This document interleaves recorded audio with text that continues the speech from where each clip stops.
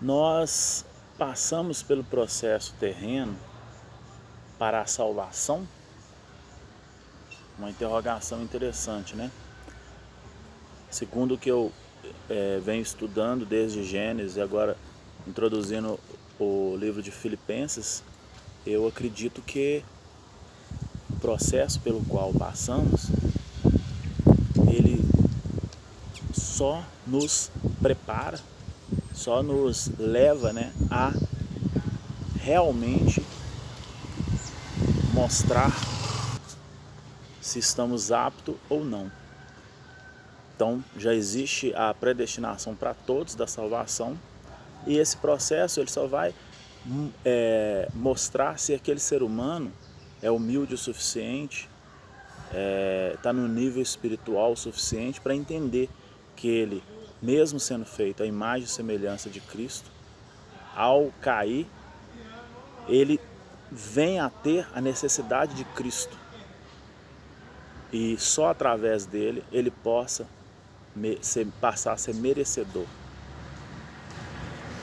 E o prefácio é a saudação em ação de graça e súplicas, né, em favor dos filipenses, né? Paulo, ele, como nos outros livros dele, né, ele sauda todos em Cristo Jesus, graça e paz, né, que ele sempre oferece, né, através na parte de Deus, Pai de Jesus Cristo. E no versículo de 1 a 11 ele ainda continua dizendo, né, dou graças ao meu Deus por tudo que recordo de vós, fazendo sempre com alegria súplica por todos vós em todas as minhas orações, pelas vossas cooperações no Evangelho, desde o primeiro dia até agora.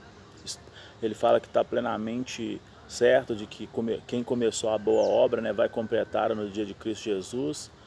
E aliás é justo que assim pense de todos vós, porque vos trago no coração. E ele diz, né, sejam as minhas algemas em defesa da confirmação do Evangelho. E também faço a oração, né, que o amor aumente cada vez mais, né, no plano do conhecimento e nas percepções, para aprovardes, né, as coisas excelentes e ser sincero, inculpável no dia de Cristo, cheio de fruto de justiça mediante Jesus Cristo, para a glória e louvor de Deus. E aí vem agora a situação do apóstolo, né, que contribui para o progresso do Evangelho. Ele diz, quero ainda, irmãos, cientificar-vos de que as coisas que me aconteceram têm antes contribuído para o progresso do Evangelho, de maneira que as minhas cadeias em Cristo se tornaram conhecidas de todas as guardas pretorianas e de todos os demais. E a maioria dos irmãos, estimulados, né, no Senhor por minhas algemas, ousam falar com mais desassombro a palavra de Deus. Alguns efetivamente programam Cristo por inveja e porfia. Isso aqui é muito interessante, essa parte que diz, outros porém fazem de boa vontade. Este por amor sabe que estou incumbido da defesa do Evangelho. E ele diz, olha, aqueles contudo que pregam a Cristo por discórdia, insinceramente, julgando suscitar tribulação às minhas cadeias, todavia, que importa, uma vez que Cristo de qualquer modo está sendo pregado, que por pretexto, que por verdade também, com isso me regozijo, né? Porque estou certo pela vossa súplica e pela provisão do Espírito de Jesus Cristo, né, que redunda em libertação. Então aqui é interessante que, dando essa sequência do versículo 12 ao 26, né, ele vai falando, e é muito interessante a gente perceber que não importa por qual objetivo a pessoa venha pregar, se por vaidade, por qualquer coisa, importa que pregue, porque ele é digno de toda glória, de toda honra, né, e que todos saibam da necessidade de Cristo, e assim obtendo a sua salvação. O julgamento só ele vai, o Pai dele, né, vai fazer no final, e ele vai julgar qualquer um, então não cabe a nós julgar, e a gente leva o amor de Cristo sempre, né, porque isso é sempre para a glória dele. E ele ainda diz ainda sobre a unidade cristã na luta, né, em Filipenses 1 ainda, dando sequência do 27 ao 30, ele diz, vivei acima de tudo por modo digno do Evangelho de Cristo, para que ou onde ver-vos, ou estando ausente, ouça no tocante a vós outros que estáis firme em espírito, em uma só alma, lutando pela fé, né? E a exortação, o amor fraternal e a humildade, né, é descrito aqui no capítulo 2, e essa parte eu acho muito importante, porque para mim o nível espiritual de uma pessoa é medido pela humildade dela, né? E é uma coisa que eu busco hoje, porque às vezes a gente não tem a natureza, né, de humildade, mas Deus pode nos concedê-la. E aí ele, se há, pois, alguma exortação em Cristo, alguma consolação de amor, alguma comunhão do Espírito, se há entranhados afetos e misericórdia, completai a minha alegria, né? De modo que pensei a mesma coisa, tenhais o mesmo amor, sejais unidos de alma, tendo o mesmo sentimento, né? Então nada façais por partidarismo ou vanglória, mas por humildade, considerando cada um os outros, né, superiores, e nunca você superior a ninguém. O exemplo de Cristo na humilhação, ele continua aqui, o exemplo de Cristo no capítulo 2, de 5 a 11, né? Tendo em vós os mesmos sentimentos que houve também em Cristo, pois ele, subsistindo de forma de Deus, não julgou como usurpação ser igual a Deus. Antes a si mesmo se esvaziou, assumindo a forma de servo, tornando-se semelhança de homem e reconhecido em figura humana. A si mesmo se humilhou, tornando-se obediente até a morte, morte de cruz. Pelo que também Deus o exaltou sobremaneira, lhe deu o nome que está acima de todo nome, para que o nome de Jesus se dobre todo o joelho, nos céus e na terra e debaixo da terra, e toda língua confesse Jesus como Senhor, né, para a glória de Deus. E o desenvolvimento da salvação, ele diz, né, porque Deus é quem efetua em vós tanto o querer como realizar segundo a sua vontade. No versículo 13. Fazei tudo, no 14 continua, né, em murmurações, sem murmurações, né? Não em murmurações, sem murmurações, nem contenda, para que vos torneis irrepreensíveis e sinceros, filhos de Deus, inculpáveis no meio de uma geração pervertida e corrupta, na qual resplandeceis como luzeiro no mundo. Então, mais que o que batem muito na tecla para ter o controle, né, para passar o medo, mas mais que o pecado da carne, que esse também faz com que você se afaste de Deus, porque Ele é santo, mas mais que isso, né, tomar cuidado com o pecado da alma, né, que é a arrogância, a prepotência, considerar-se acima de qualquer um, né, então para que você não seja, seja repreendido, né, para que você não seja achado culpa, que você não se corrompa, né, e não vá na onda, né, da maioria, atrás de coisas corruptíveis, né, e coisas que simplesmente vão fazer só o momento ali, né. E Paulo e seus companheiros, Timóteo e Epáfro, né, ele fala que espera, porém, no Senhor Jesus. Então você vê aqui que tinha pessoas que o ajudavam, né, mandava-os Timóteo o mais breve possível, a fim de que eu me sinta animado também, tendo conhecimento da vossa situação, porque a ninguém tenho de igual sentimento que sinceramente cuide dos vossos interesses, pois todos eles buscam o que é seu próprio, não o que é de Cristo. E conheceis o seu caráter provado, pois serviu ao Evangelho junto comigo como filho ao Pai. Então ele vai falando aqui sobre essas duas pessoas, né, que é Epáfro e Timóteo. São pessoas que ajudavam, né, na obra, e mostrando, né, como que cada um faz parte, né, dentro de um corpo. E no capítulo 3, né, ele faz a exortação referente à alegria cristã, né? Ele fala: quanto ao mais, irmãos, me alegrai no Senhor. A mim não me desgosta, é segurança para vós outros que eu escreva as mesmas coisas. E ele faz um aviso sobre os falsos mestres, né? Ele diz: acautelai-vos dos cães, acautelai-vos do capítulo 2 até o 11, né? Ele vai falando sobre isso. Dos maus obreiros, acautelai da falsa circuncisão, né, que as pessoas ficam muito pegadas aos protocolos, né, aos ritos religiosos, e esquecem do que é mais importante, né? Porque nós é que somos a circuncisão, nós que adoramos a Deus no Espírito, é nós que gloriamos em Cristo e não confiamos na carne. Bem que eu poderia confiar também na carne. Se qualquer outro pensa que pode confiar na carne, eu ainda mais. Circuncidado ao 8º dia, da linhagem de Israel, da tribo de Benjamim, hebreu de hebreu, quanto à lei, fariseus. Né? Então, quanto ao zelo perseguidor da igreja, quanto à justiça que há na lei, irrepreensível, mas o que para mim era lucro, isso considerei perda por causa de Cristo. Então, quer dizer, ele era uma pessoa religiosa, uma pessoa que pegava a lei ali e passava aquilo ali a ferro e fogo, ia atrás e matava. Então, quer dizer, não tinha a noção do evangelho de Cristo da graça, né? Então, não porque o outro está fazendo do jeito que não deveria, ou está fazendo diferente, que ele tem que ser condenado, né? Quem vai julgar é só Deus, o Pai, Criador de todos. Ele só deu a vida, só Ele tem a capacidade de dar e tirar, e só Ele pode julgar. A nós cabe levar o amor de Cristo como irmãos, com amor, né, pelo outro irmão.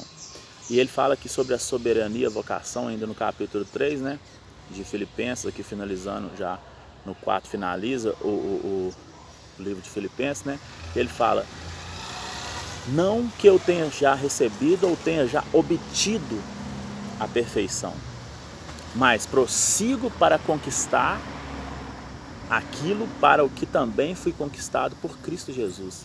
Irmãos, quanto a mim, não julgo havê-lo alcançado, mas uma coisa faço, esquecendo-me nas coisas que para trás ficam e avançando para diante de mim das que estão. Eu, como psicanalista, né, eu acho muito interessante essa passagem, né, essa visão, não olhar para... E que é tão difícil para nós, às vezes nós ficamos muito presos ao passado. Na psicanálise a gente até fala com o paciente, às vezes que ele está congelado, né, na criança lá, que às vezes sofreu um bullying, agora ele é muito revoltado, ele é impaciente, ele quer resolver as coisas tudo na porrada e tal. E ele fala aqui, né, essa coisa aqui que você vê que interessante em relação a isso, que faz, né, muito sentido, né? E na psicanálise também a gente sempre usa esse argumento, né? Faz sentido para você, isso aqui faz muito sentido para mim. Ele fala: prossigo para o alvo, para o prêmio da soberana vocação de Deus em Cristo Jesus. Todos, pois, que somos perfeitos, tenhamos esse sentimento. E se porventura pensais de outro modo, também isso Deus vos esclarecerá. Por quê? Às vezes o inimigo ele usa os seus traumas, né? O processo que aconteceu na sua vida, na sua família, para te dominar, para te escravizar, né? Então você não tem que olhar para o passado, olhar para frente, prosseguir o alvo. E qual é o alvo? O alvo é Cristo. E ele fala dos inimigos da cruz de Cristo, né? Irmãos, sede imitadores meus e observai no versículo 17 do capítulo 3 de Filipenses, né? Pois muitos andam entre nós, dos quais repetidas vezes eu vos dizia, agora vos digo, até chorando, que são inimigos da cruz de Cristo. O destino dele é a perdição, o Deus dele é o ventre, e a glória deles estão na infâmia, visto que só preocupam com as coisas terrenas. Isso é muito interessante perceber, né?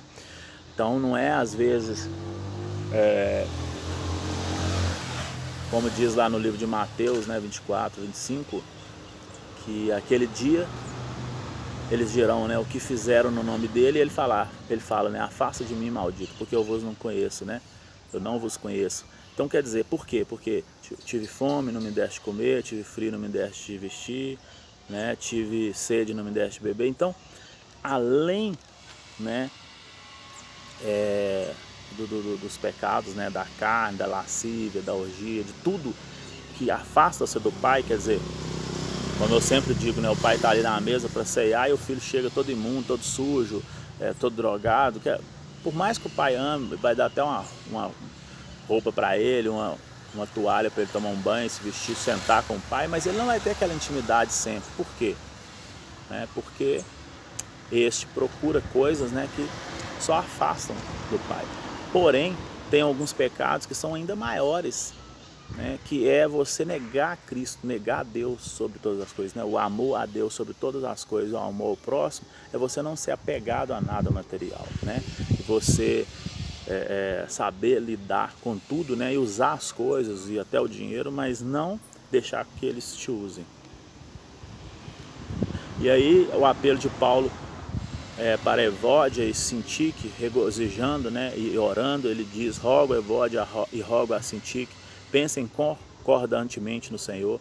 A ti, fiel companheiro de julgo, também peço que as auxilie, pois juntas se esforçaram comigo no Evangelho, também com Clemente e com os demais cooperadores meus, cujo nome se encontra no livro da vida. Então, ele faz aqui uma homenagem, né, a essas pessoas que guardaram, né, no coração, tendo a mente de Cristo.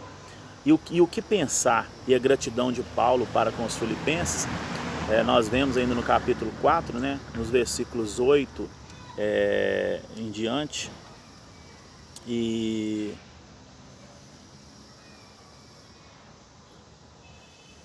do capítulo 4, nós vemos: finalmente, irmão, tudo que é verdadeiro, tudo que é respeitável, tudo que é justo, tudo que é puro, tudo que é amável, tudo que é de boa fama, se alguma virtude há e se há louvor existe, né, seja isso que ocupe o vosso pensamento.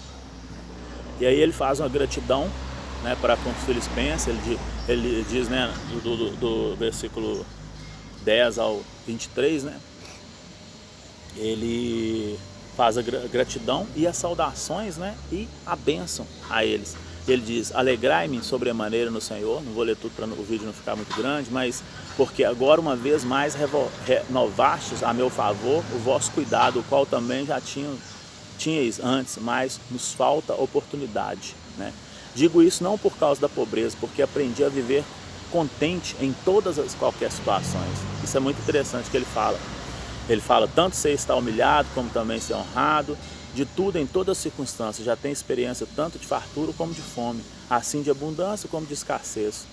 Tudo posso naquele que me fortalece.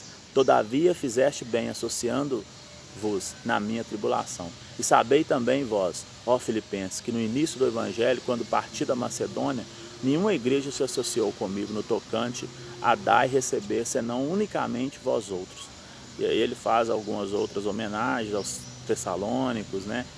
E eu vou resumindo que a ideia era de Gênesis até Apocalipse, uma ideia, né, do Evangelho da Graça, o manual de um pai, né, preocupado com o bem-estar, não o bem-estar, né, mas o bem de um filho, né, para que ele seja justo, para que ele alcance, né, a justiça e que ele ande sempre com a verdade. Claro que esse é o alvo, que é Cristo. Nós não vamos atingi-lo totalmente, porque nós somos imperfeitos. Ele nos criou perfeito, mas, né, a partir da desobediência nós colocamos, né, ao ter o conhecimento sobre o bem e o mal, nós não temos capacidade suficiente, sabedoria, inteligência para lidar com esse conhecimento. E aí, né, é só olhar para o mundo e você vai ver, né, as discrepâncias do que nós causamos, né, e como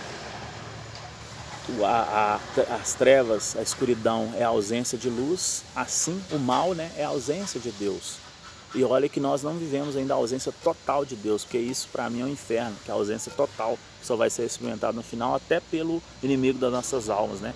Quando ele vai ser lançado em um lugar que ele não vai ter acesso mais nenhum, ele não vai ter nenhuma possibilidade de Deus, ele não vai ter nada mais de Deus. Então aí sim seria o inferno, né?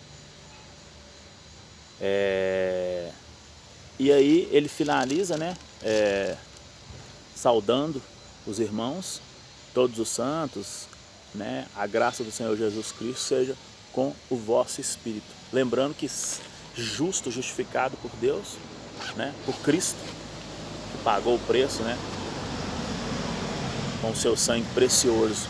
E santo são todos aqueles que aceitam esse processo. Não pessoas que são santificadas, que são santos, né? Que são canonizadas. Isso não vai acontecer, porque ele fala que nem os anjos são perfeitos.